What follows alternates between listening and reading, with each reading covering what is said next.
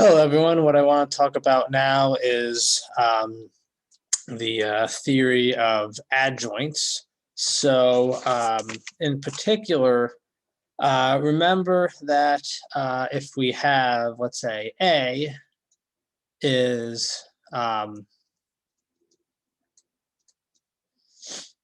let's say this is an n for integers n and m, an n by m matrix.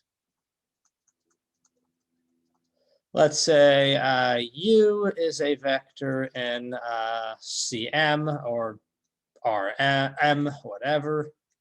V is in Cn. Oops, sorry about that.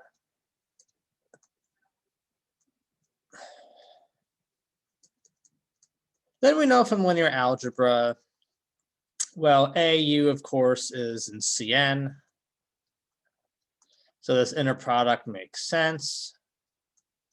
This is just the Cn inner product. Well, this is going to be U A star V,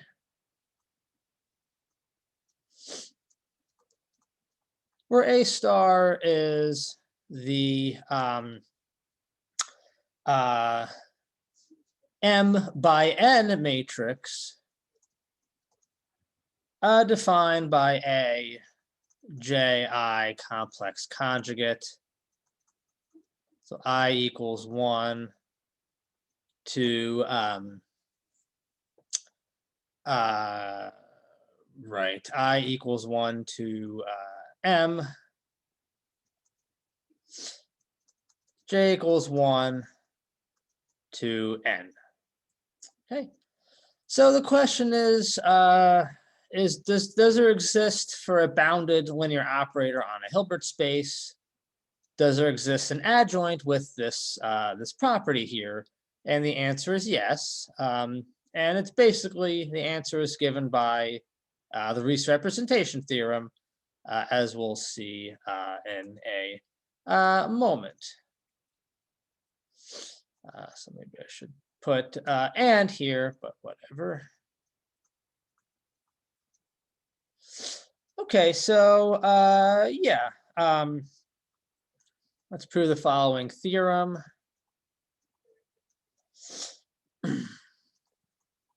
So given an operator that's bounded between two Hilbert spaces, H1 and H2,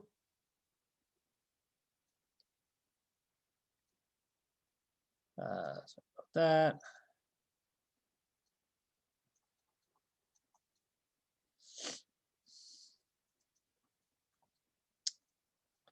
There exists a unique A star that's bounded between H2 and H1, bounded linear operator, where for any U and V, U is in H1, V is in H2.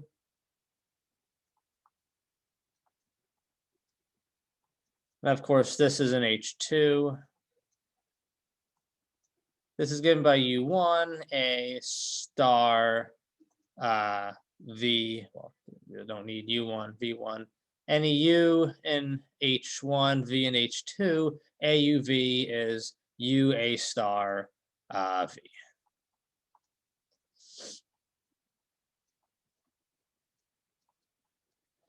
Okay, so the proof, and I'm going to deviate from the book a little bit. The book proves something a little bit more general, which does naturally lead to a result I mentioned called the Lax-Milgram theorem, which is the key to proving using, Hilbert space theory, existence and uniqueness of weak solutions to a wide variety of differential equations. I'm going to avoid that just because to really properly do that, you need really a careful study of Sobolev spaces. You need something called the Poincare inequality. It's just, there's not time to do it. But Yeah, so right, so I'm going to do this a little differently than the book does. So let's say we fix v in H2 and naturally define a bounded linear map on H1. So for this fixed v, we're going to define L that depends on v and a. These are constants. And this is just going to be a, u, v. Right. So I claim that this here for fixed v and fixed a is a bounded linear map, sorry, a bounded linear functional on H1. Let's see why this is true. Well, you can prove very easily that it's linear. It's really nothing to that. That's just the fact that inner products are linear, and we're assuming A is linear. So that means LVA is linear on H1. So let's prove that it's bounded, and really not a whole hell of a lot to that either. It's just really Cauchy-Schwarz. This is going to be equal to AU V H2 here.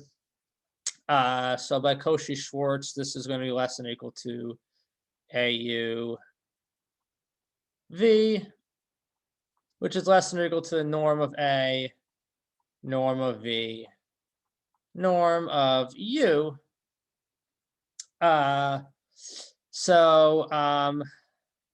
Yeah, so that means this is a LVA is a bounded linear functional on H1.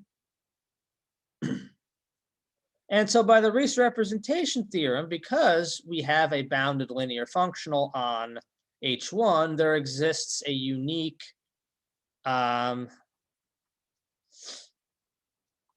let's call it V tilde,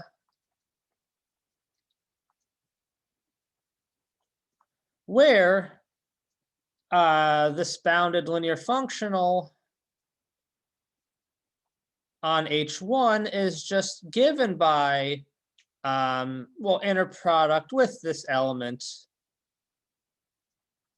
in H1. Okay. Okay, so we define A star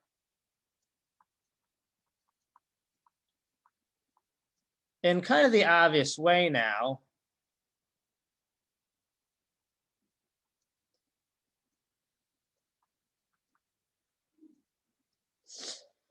Well, it's just, right, we start off, let's kind of take a step back here. We start off with a V here, and ultimately we, poof, we come up with a V tilde. So it's perfectly well-defined map, to each V in H2, we associate that with V tilde. And that's how we define the adjoint. So let's just check. Let's just check all the properties that we need are true. Okay. Right. So let's just kind of recap a little bit here. So yeah, just put all this together. AUV was originally what I defined my bounded linear functional by.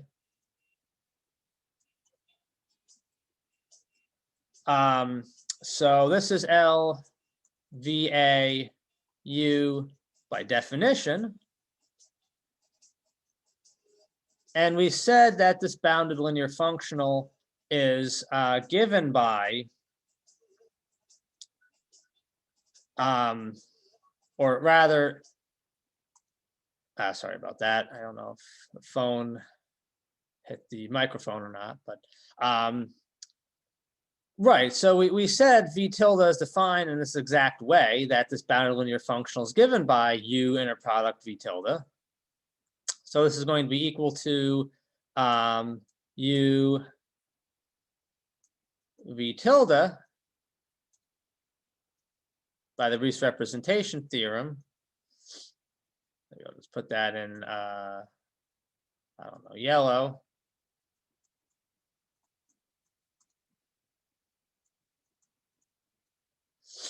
Right, and by definition, we said this is A star V.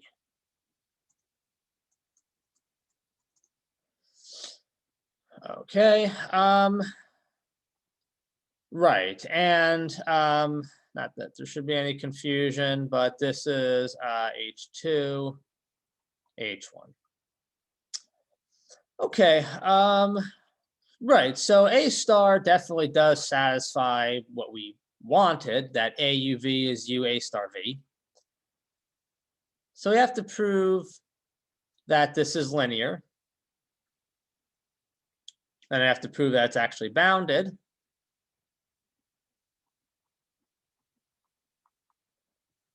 Yeah, and this is not too bad. It's a little bit of a trick. We're going to use what's up here.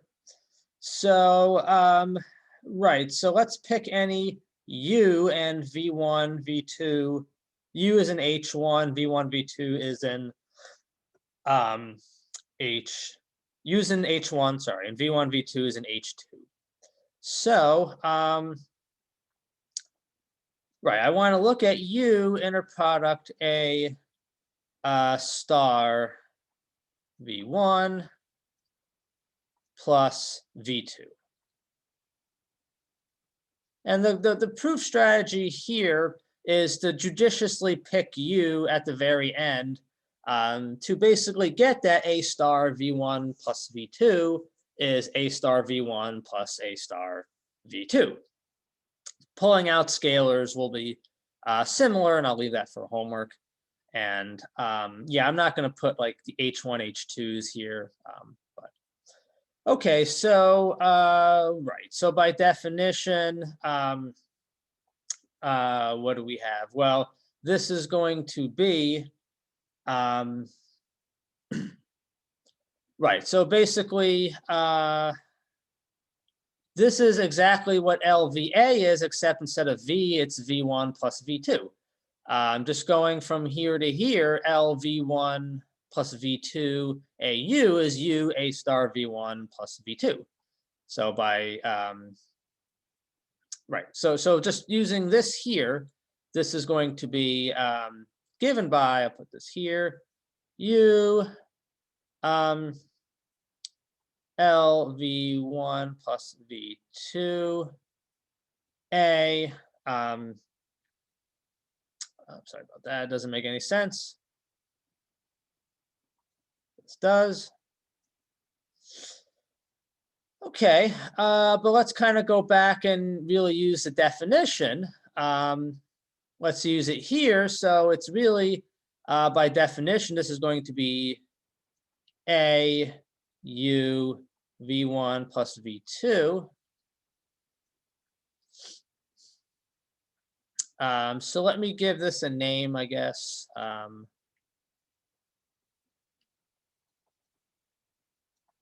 Yeah, so here, this is star, well, maybe I won't give this a name because there's a lot of stuff involved in this whole thing, but anyway, I'll just explain which part we use.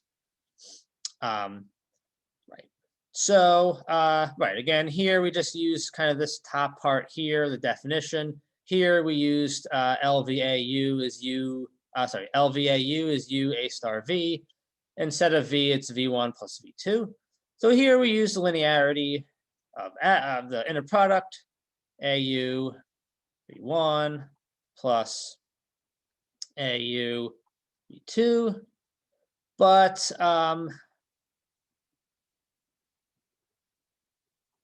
right, but I can use this again here, in particular these two right here, the first and the last one. This is U A star V1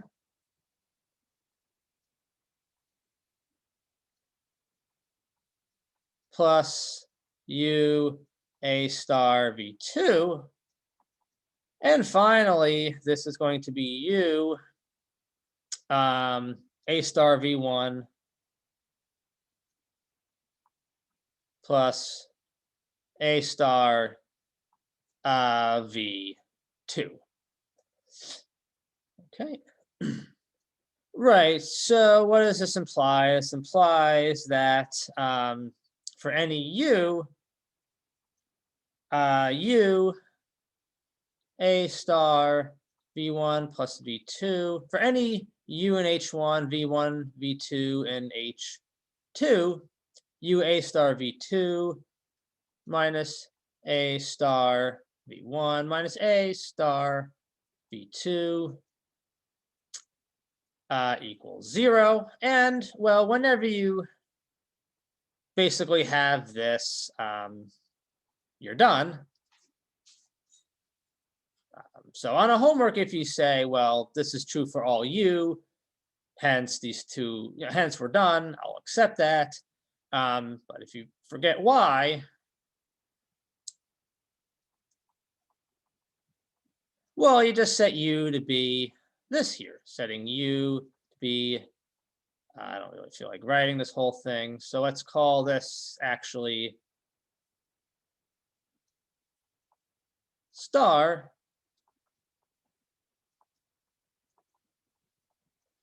Well, this gives that the norm of star squared equals 0. That implies star is 0.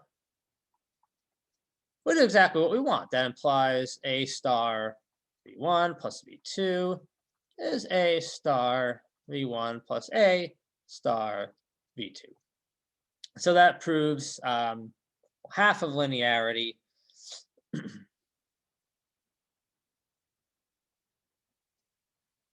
So the fact that we can pull out constants is similar, and I'll leave for homework.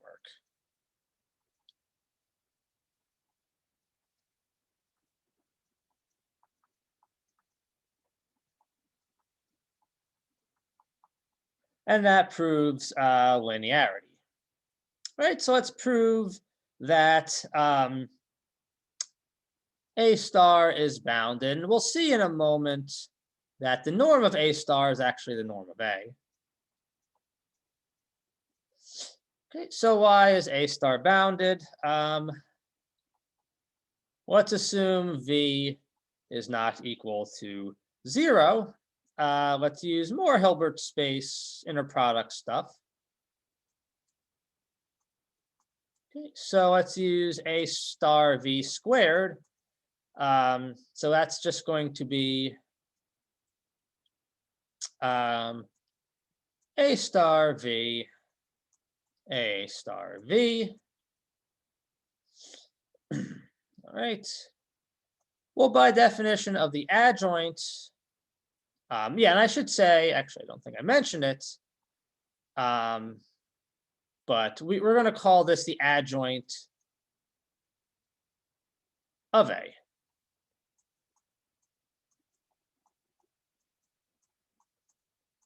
Never really quite understood the terminology adjoint. Why adjoint? I guess why transpose?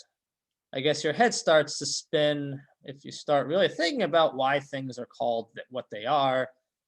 So maybe it's best to just hide that question under the rug. But anyway, right, so I can bring the A star over. And then use Cauchy-Schwarz inequality. So this is going to be a star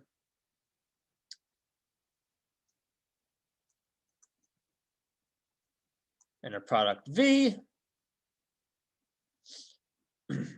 Well, obviously, this is the same thing as the absolute value of this whole thing here. So now I use Cauchy-Schwarz. Right, use Cauchy-Schwarz and Well, just, yeah. So this is going to be A star V, norm V. We know A is bounded. That was the assumption from the beginning. So it's less than or equal to norm A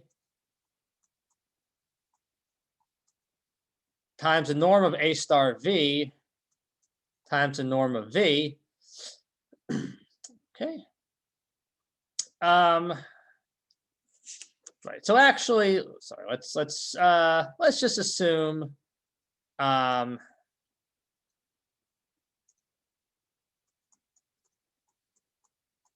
that this has norm less than or equal to let's say it has norm equal to 1. Sorry about that.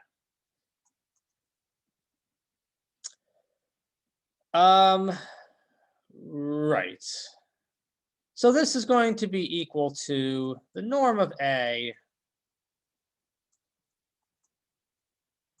times the norm of A star V. So A star V is a very well defined, nice vector in H2.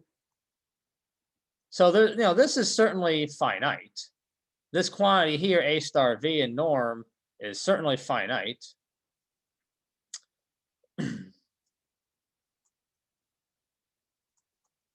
So really, let's assume without loss of generality that this is not equal to 0.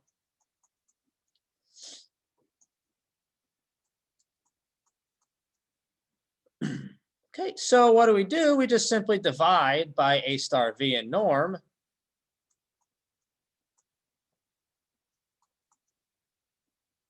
And we get this is less than or equal to norm of A. And that implies taking the supremum over all V and norm 1 with norm 1, that the norm of A star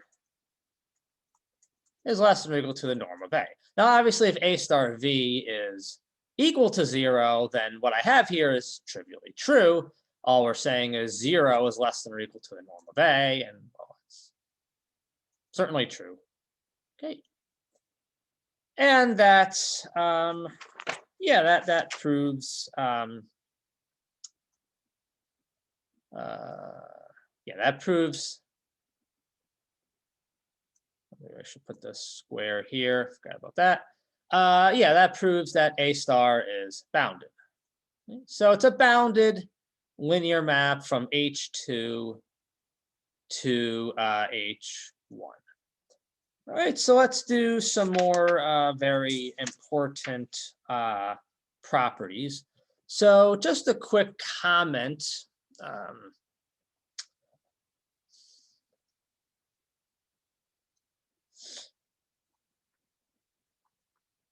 So really uniqueness comes from the Riesz representation theorem, but I just want to emphasize if there's any doubt about exactly what I mean by uniqueness.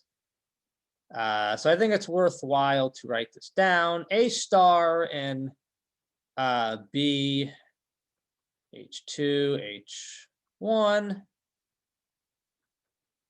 is unique. Well, maybe I'll write it like this.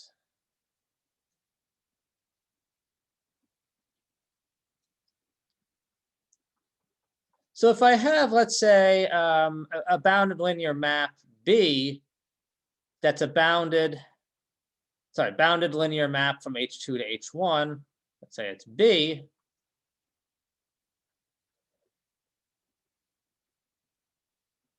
And let's say B satisfies for any U and V, AUV is U, B, V,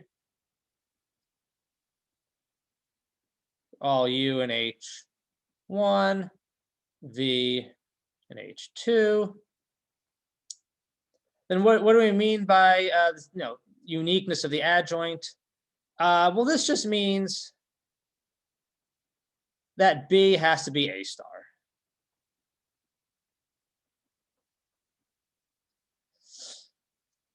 And just to make sure we're all on the same page, let me prove this. It's really not too much to this. Go.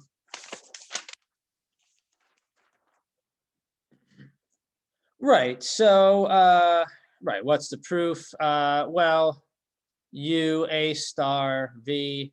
Like I said, really, this is already proved by the recent representation theorem, but make sure we're all on the same page. Okay. Well, basically, we have two bounded linear operators, A star and B, satisfying, well, AUV is U A star V and AUV is U B V for all U and all V. Well, basically just do exactly what we did a moment ago. What does this mean? This means that U A star V minus B V. This is true for any U and H1, and that basically completes the proof. All you do is set U to be A star V minus BV.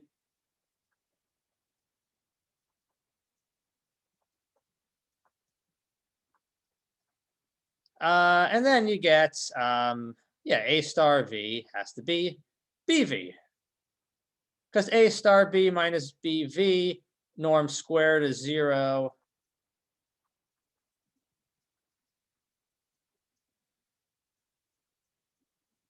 So for any V and H, sorry,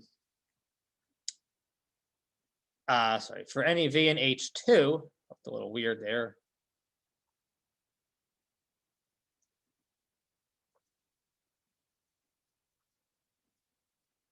Yeah, so we're assuming this is true for any V and H2, so that implies that these are the same.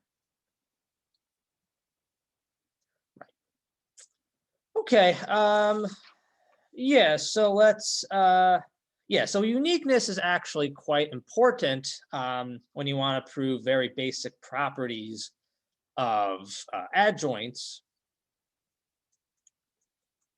as we'll see in a moment. So I want to prove the following claim, that the adjoint of the adjoint is just A. The norm of A is equal to the norm of the adjoint.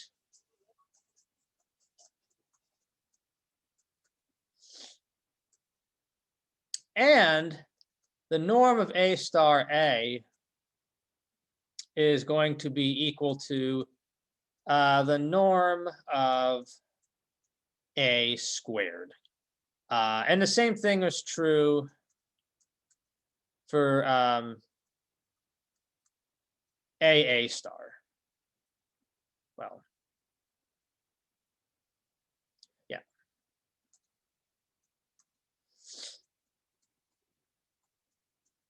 So the proof of one, yeah, the proof of one is to use uniqueness. This gives us actually a nice strategy for proving property, similar properties of adjoints. So there can be only one B where AUV is UBV. Well, instead of A, let's look at A star. Okay. Right. So yeah, let's look at instead of A, it's A star. Sorry about that. So let's look at A star V U, and I guess I used U for something in H1, V is something in H2, so I'll I'll use V for something in H2. So yeah, so it looks a little weird with the sorry about that. Okay, so what's this going to be equal to? Well, this is going to be U.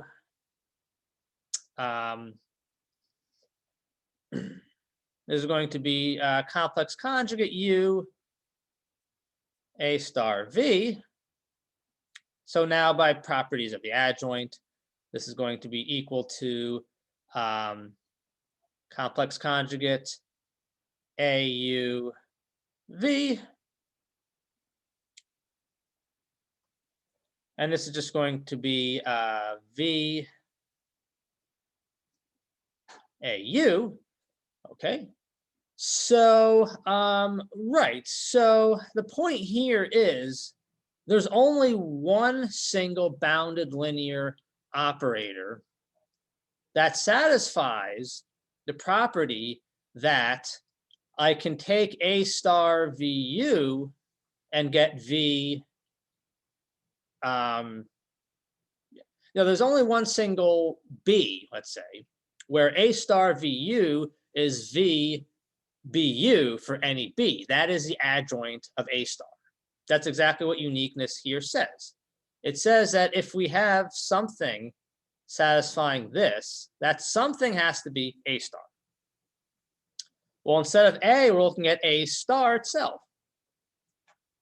Okay, there's only one B where A star VU is V BU for any V and U, and that's A star star. Okay. Well, this is kind of like my B here, if you want. So that means my B has to be A star star. So in other words, by uniqueness, A star star here is going to be A.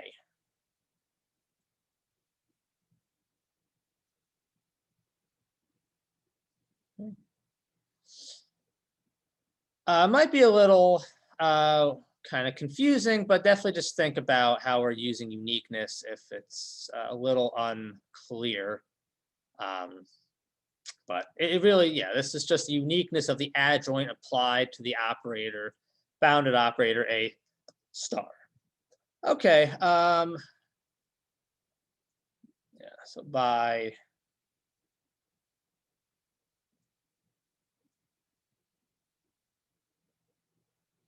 I'll put this here.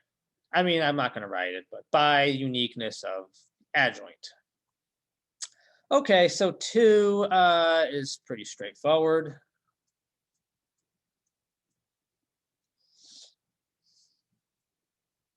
2, well, we proved that A star is less than or equal to the norm of A. That's what we just proved a moment ago.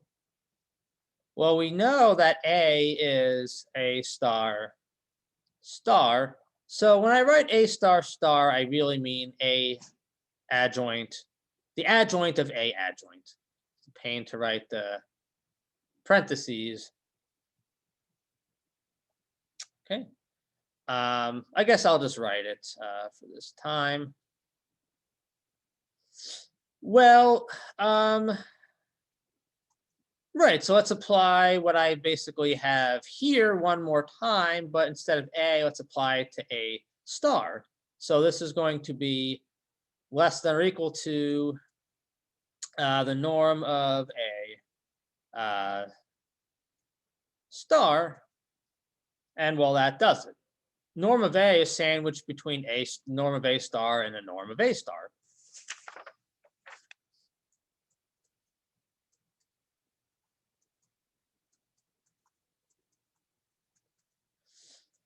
Okay, so that proves 2. 3 is pretty straightforward. The norm of A squared, I just use the operator norm definition. Yeah, I actually forget exactly what the definition is, but use any of the, use one of the equivalencies. Let's do sup norm of H equals 1 AH. And as usual, we're going to look at squared to be able to use inner products.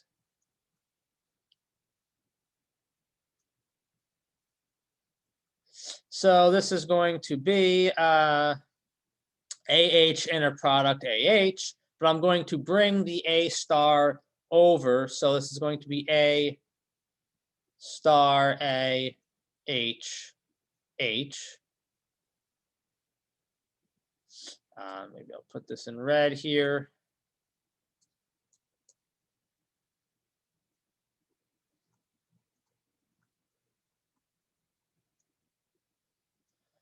Right, so I'm bringing this A over here. So now I'm going to use the Cauchy-Schwarz inequality. And we certainly know that A star A is a bounded linear map. It's a combination of, it's a composition of two bounded linear operators. So just using the Cauchy-Schwarz inequality and the fact that H has norm 1, this is going to be less than or equal to A star A in norm. But what I could do is I can just write this as a norm of A star norm of A. And that's less than or equal to, well, actually, sorry, it's equal to, we know the norm of A is the norm of A star.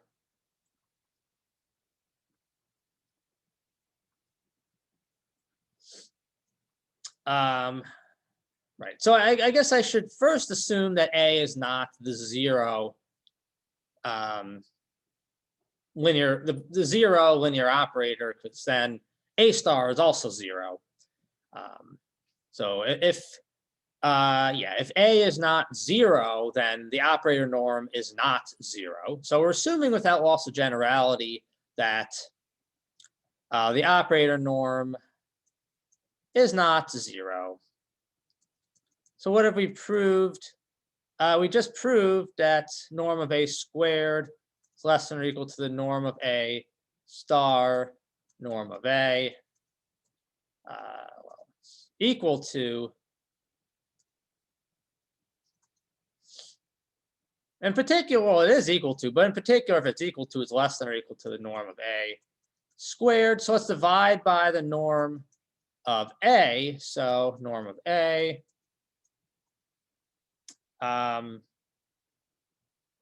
Whoops, 1 second. Sorry, that's not what I wanted. This is not incorrect, but it is not what I wanted. I want A star A here. Right. So yeah, I really want this critter right here, A star A norm. Yeah, so sorry, you don't divide by anything. That implies that the norm of A star A, and again, really I have equality here, but in particular, because I have equality, that's just, that certainly means that we have less than or equal to. But anyway, A star A and norm is sandwiched between these two. So that means the norm of A star A is the norm of A squared.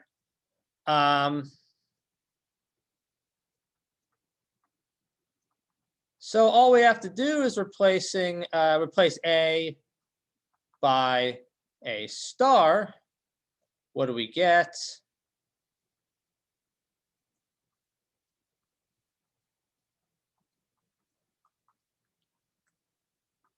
Well, it's A star star times A star is equal to that, and norm is equal to the norm of A star squared. Well, we know the norm of A star is the norm of A. And what is this here? Well, we know A star star is A. So A star in norm is the norm of A squared. So that finishes up the proof. So I want to mention some further properties that are proved basically in the same way that we proved one. And I'll leave this for homework Very easy homework. I don't know if I'll collect it or not. So A plus B star is A star plus B star. Alpha B star is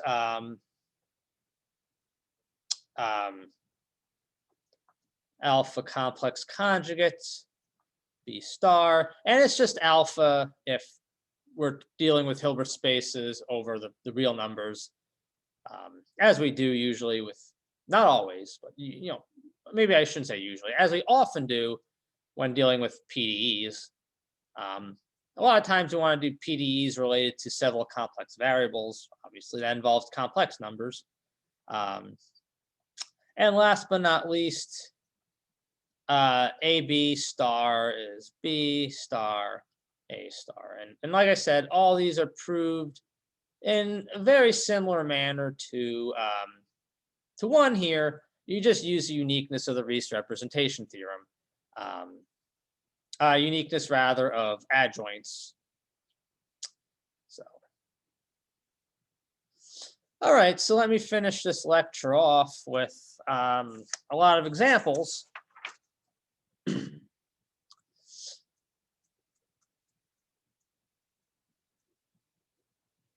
So, yeah, and I'll finish this chapter off with talking about unitary maps and related to Fourier series and the Fourier transform.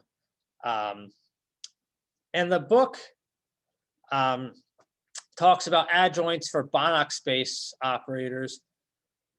Excuse me. And I'm going to skip that for the time being because it is a very awkward, I guess, time to do it.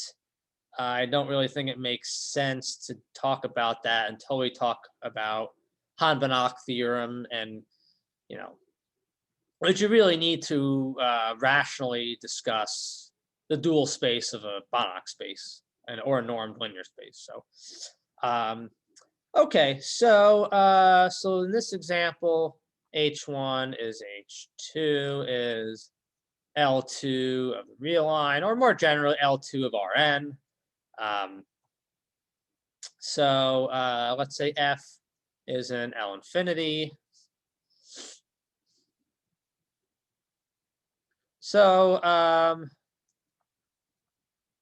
I claim that, and this is a good sanity check also in terms of norms. So I claim that this is MF bar.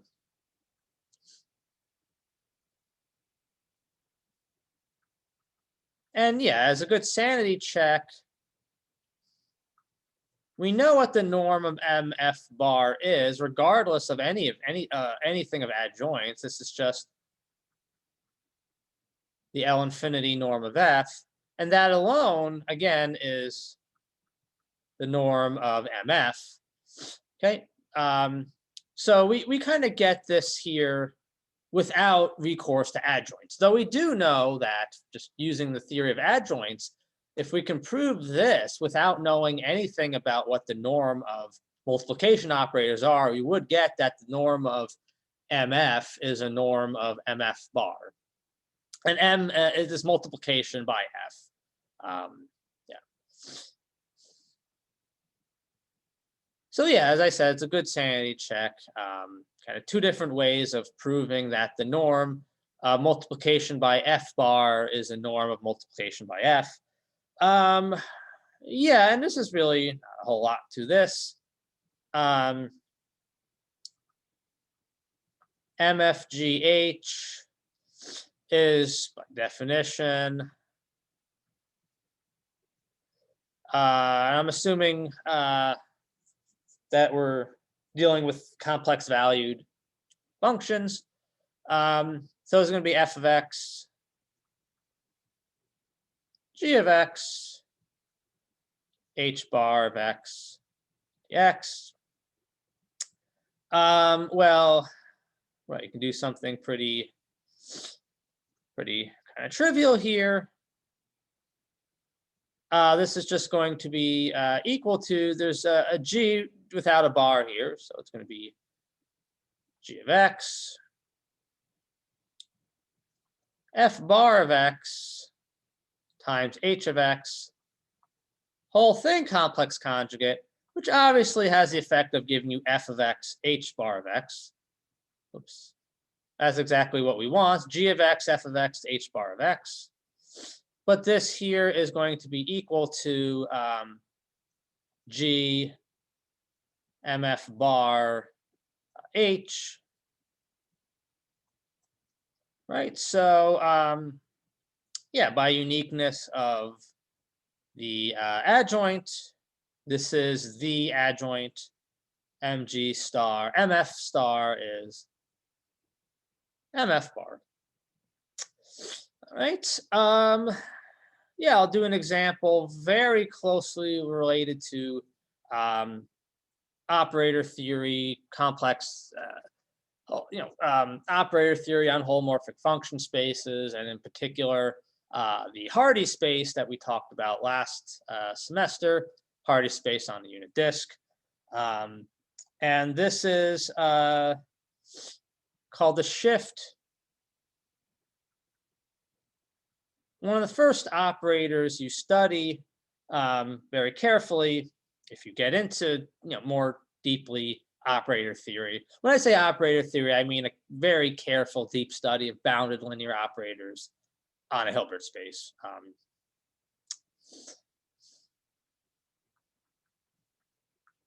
So this is, the example is going to be the shift and the backwards shift. And when we talk about the spectrum and eigenvalues, this is going to be a very interesting example. So here H1 is H2 is L2 of the non-negative, let's say non-negative integers. All right, let's say x. Well, let's just do, yeah, leave it like this here.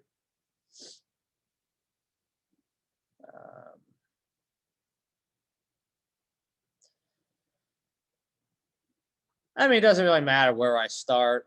I guess I have non-negative integers in my lecture notes, so I'll stick with it. So let's say x is this little L2 sequence, and y is this little L2 sequence here. Yeah, so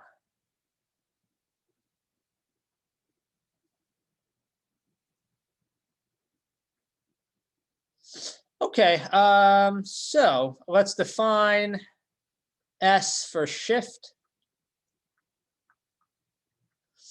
And all this does is, well,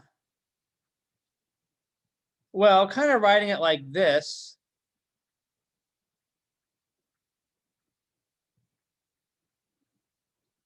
So maybe it's more appropriate to do it like this here.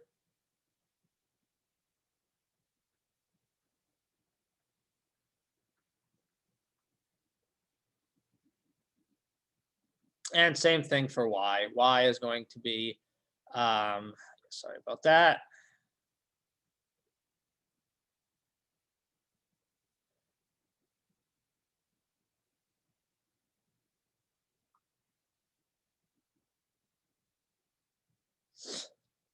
Right, so x is x0, x1, x2, y is y0, y1, y2, et cetera, et cetera. So basically what we're doing is we're shifting everything over and throwing in a 0 here. So let's find the adjoint of S. So obviously this is a bounded linear operator on little L2. Pretty trivially, it's an isometry in the sense that the norm of Sx is the norm of x for any x. There's really nothing there. Just check. Right, so Sxy L2. Well, colloquially, it's just a dot product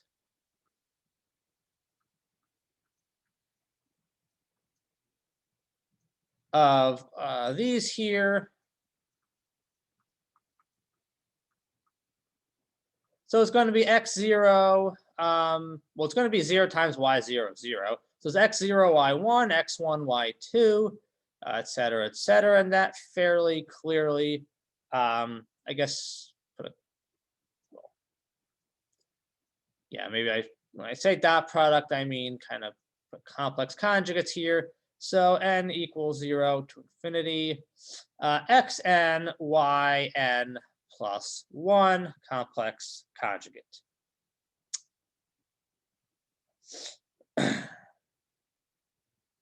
All right, so let's define the backward shift to be. Well, we're going to kind of shift backwards. So y is y0, y1, y2, and we're going to kind of chop off the y0 and just start off at y1.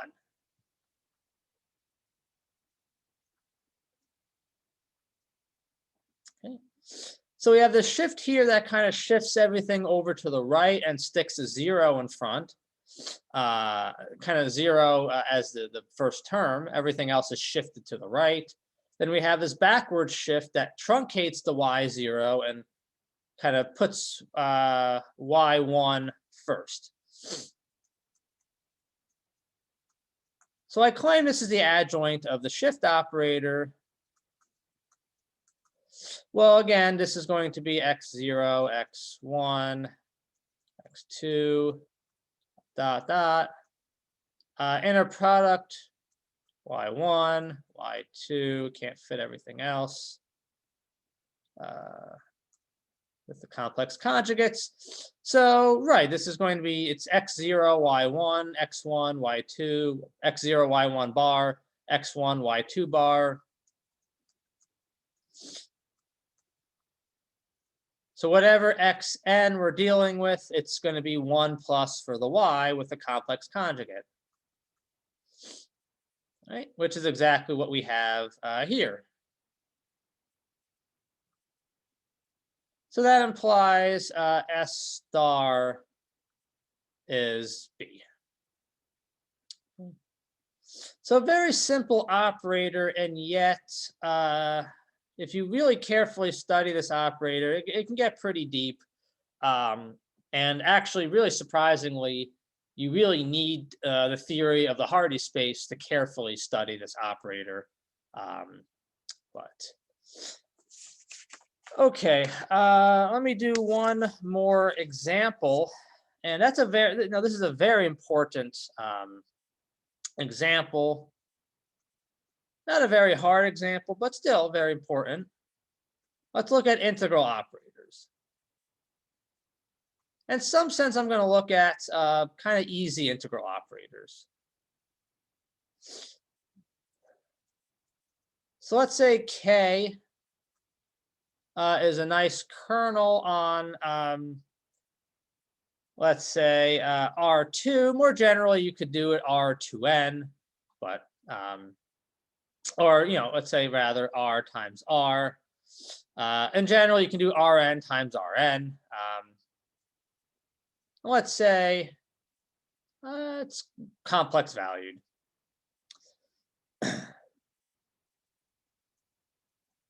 So let's assume that, well, I don't really want to write two integrals. Let's assume this is going to be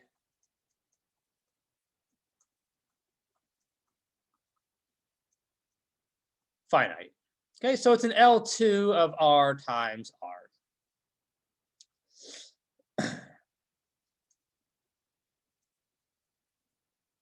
So I claim that TKF, so I should mention we're, a lot of times we're not lucky enough to get this to be true. When you study integral operators like the Fourier transform or, the Hilbert transform or operators that behave like the Hilbert transform on higher dimensional space, which are called Calderon-Zygmunt operators, this is not true. Okay, so a lot of times this is not true, but at the same time, quite often this is true. And if this is true, then we get that this is a bounded linear operator. And again, everything I'm doing here works. Maybe I should do R times R. To emphasize that everything I'm doing works for Rn and Rn. Rn times Rn, literally no different. And if you have any doubt, just there should not be any doubt.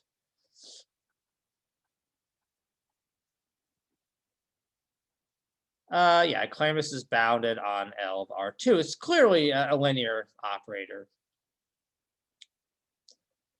All right, so what's the proof here?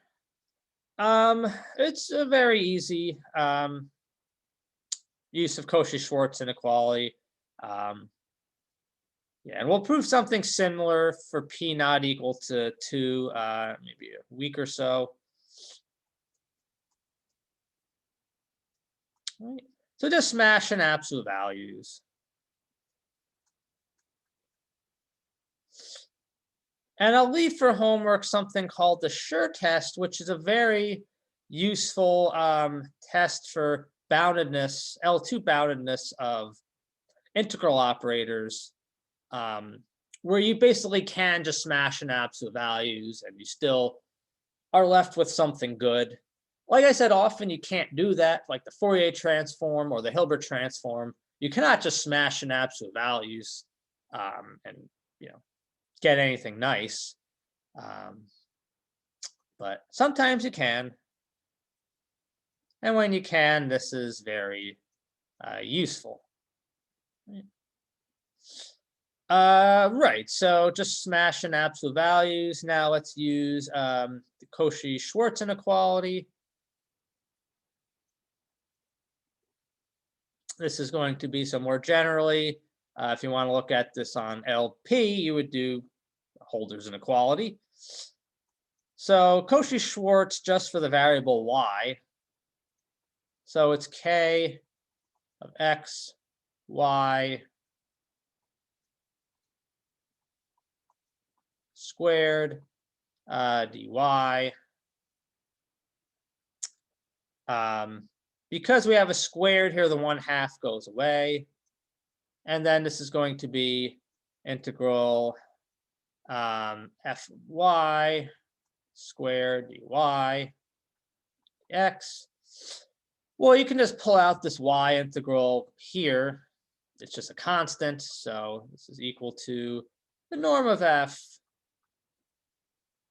times the norm of k. Sorry, everything's squared. And this is, well, yeah, we're assuming this is finite. That's our assumption. So, right.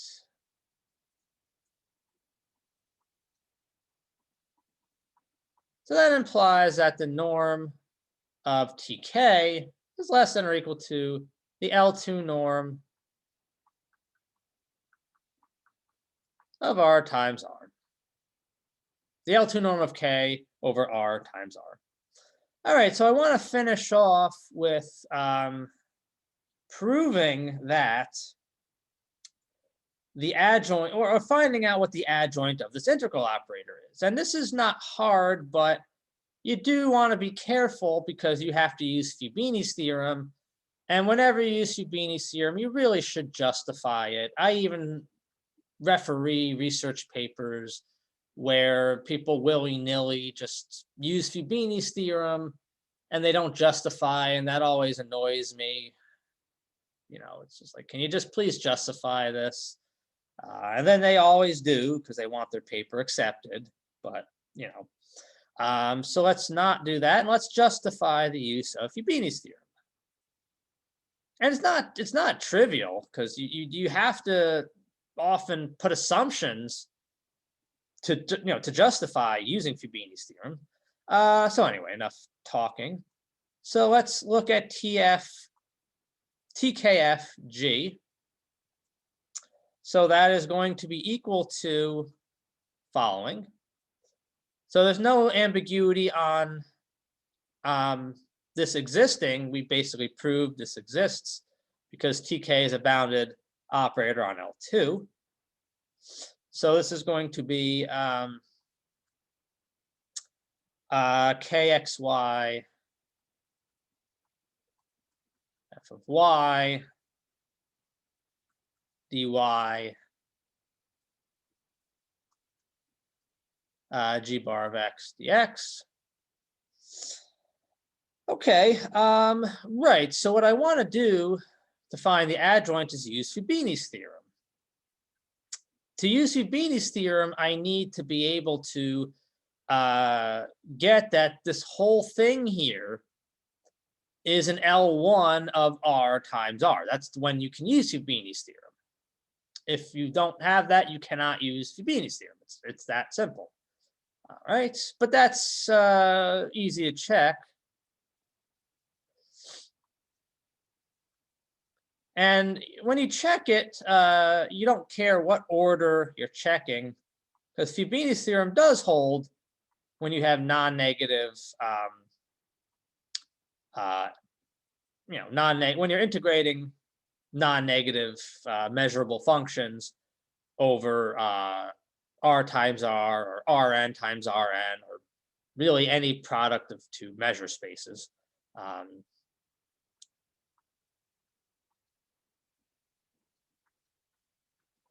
So right, this is actually going to be equal to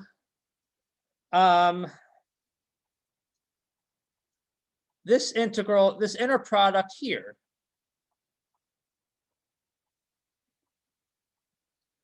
And we know by Cauchy-Schwarz inequality, this is less than or equal to the norm of TK modulus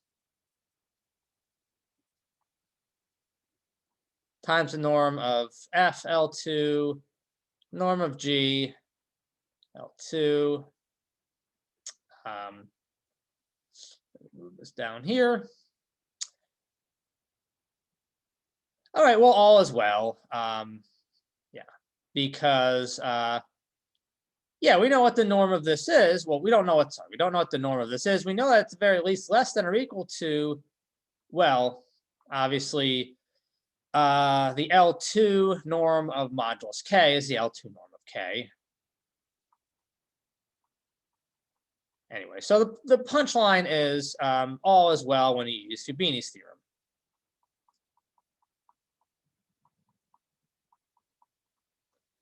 Or when you check whether you can use Fubini's theorem or not. So in particular, this whole thing here is finite. And I guess I should say, yeah,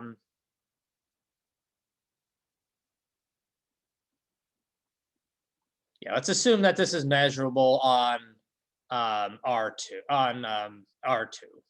We're assuming it's measurable. So, okay, so right, I can use Fubini's theorem.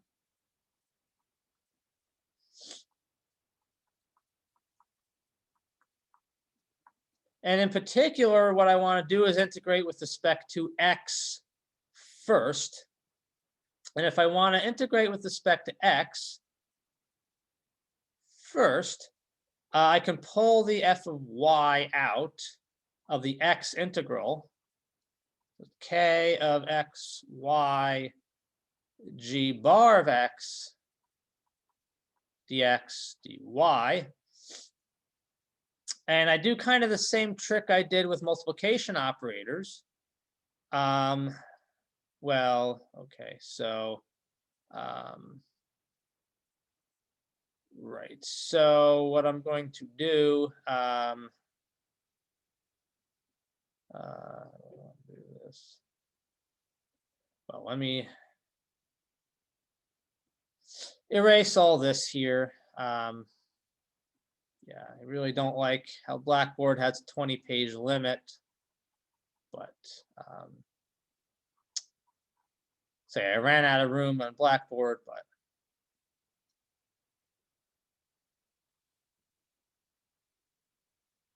okay, so this here, yeah, when you do the x integration first, you pull out the f of y, and then you integrate with, integrate g bar of x. So let me get rid of this here.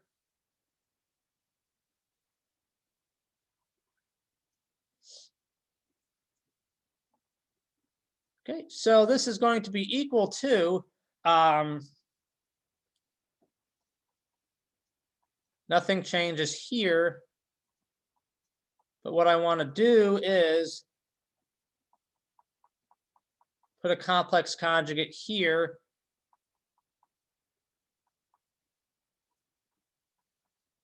and put a big complex conjugate over everything here. So what I'm going to do is, so x and y are dummy variables, and it's going to look kind of funky, but so I'm perfectly justified in just replacing x with y.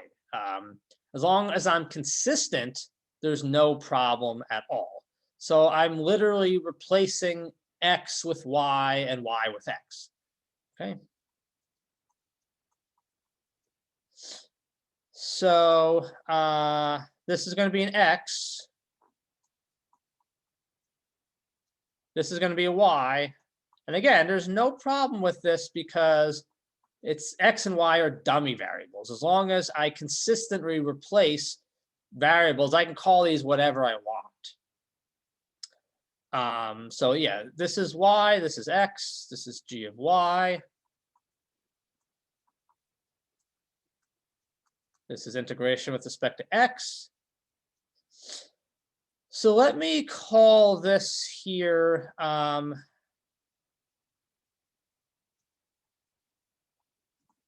k star of x, y. K star of x, y is k of yx complex conjugate. So this is going to be f t k, sorry. Complex conjugate didn't magically go away. Sorry about that.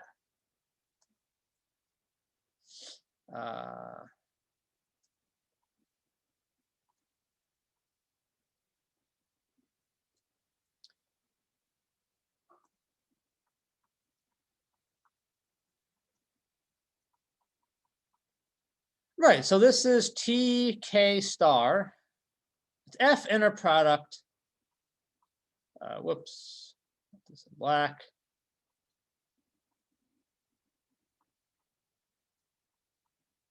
I don't want to do that. So it's f inner product t k star applied to g. So that means we know what the adjoint is. A little more complicated than just k complex conjugate. So tk star is t k star. Okay. And again, as another sanity check, we know that the norms of these two are equal, but we can also get the norm, I shouldn't say sanity check. We don't know what the norm of tk is exactly. It's often a big challenge to prove what the norm of tk is. Rarely you can actually compute it. Sometimes you can. Usually you can't. So yeah, we don't know what exactly it is, but yeah. So I'll leave everything at that. Yeah, so for homework, I'll leave a very nice, useful test, like I said, called the sure test for proving a integral operator is bounded on L2. Yeah, so the next video we'll finish up bounded linear operators on a Hilbert space by talking about unitary operators and isometries and stuff like that. And we'll connect it to Fourier series and the Fourier transform. And then we'll just dive into normed linear spaces and Banach spaces, basic facts about that, particularly Hahn-Banach theorem, uniform boundedness principle, closed graph theorem. All right, well, so long, take care, until next time.